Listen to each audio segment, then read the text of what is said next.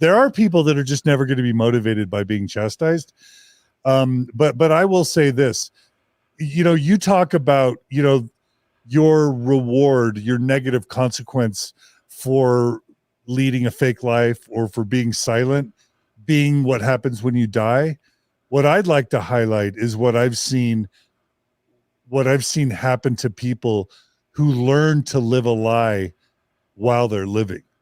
Because, whether it's anxiety that builds, whether it's depression that builds, whether it's learning to lie to yourself or learning to lie to the people closest to you, whether it's setting up a split life where you're one way when you're around a certain group of people and another way around another group of people.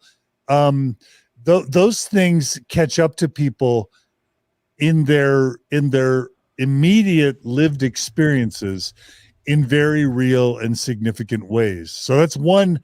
I can say that I've met many a suicidal person, PMO person, someone who's in the church, hiding and lying to make it work, believing that somehow they or their family is better off by them not making waves.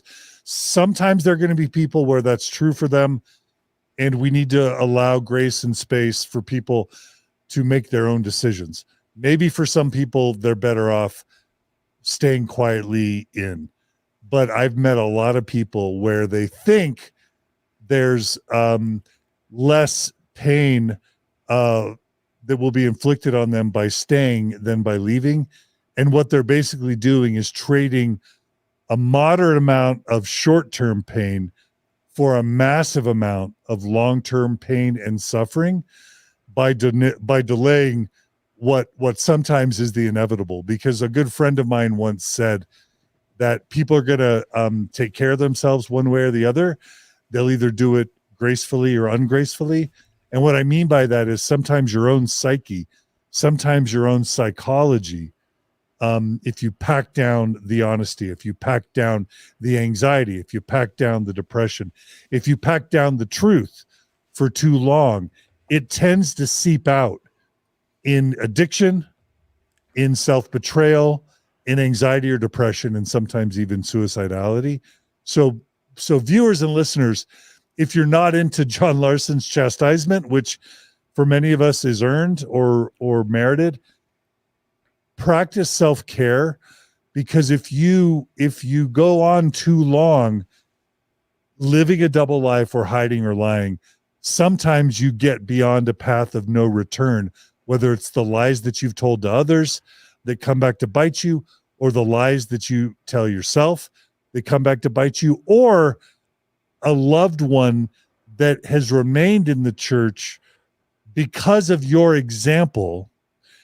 They end up suffering in very significant ways, where you end up being a major reason why that LGBT youth ended up taking their life, or that child of yours married, went on a mission and got married in the temple, and then had a bunch of kids, and then had this awful, terrible, horrific divorce where there was collateral damage everywhere.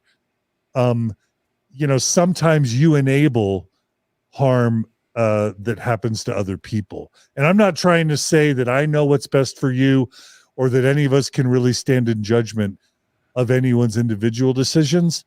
But I'm just saying, be mindful, because sometimes you reduce your short-term pain and suffering, but you trade it for long-term pain and suffering, either of yourself or of someone else. Kara?